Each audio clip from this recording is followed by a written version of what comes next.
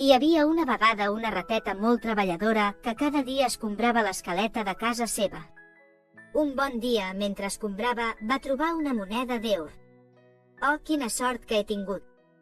va exclamar la rateta. «Què em puc fer d'aquesta moneda?»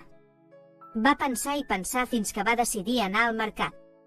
Allà va comprar un llaç vermell preciós per posar-se'l a la cua. En tornar a casa, es va asseure al balcó ben elegant, lluint el seu llaç. De seguida van començar a passar animals que volien casar-se amb ella. El primer va ser un gall. «Rateta, rateta, vols casar-te amb mi?», va preguntar el gall. «I com faràs a les nits?», va respondre la rateta. «Cantaré quiquiriquic, quiquiriquic». «Ui, no. Amb aquest soroll no podré dormir». Després va passar un gos. «Rateta, rateta, vols casar-te amb mi?», «I com faràs a les nits?», va preguntar la rateta.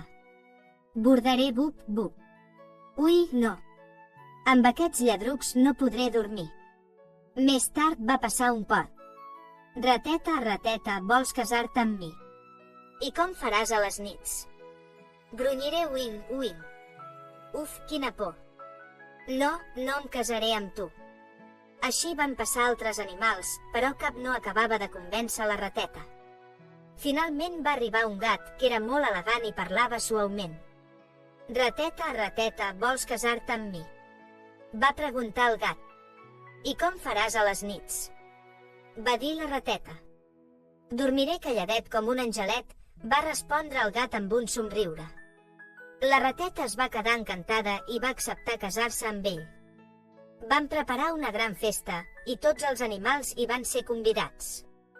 Però quan va arribar la nit de noces, el gat va mostrar les seves veritables intencions. Volia menjar-se la rateta.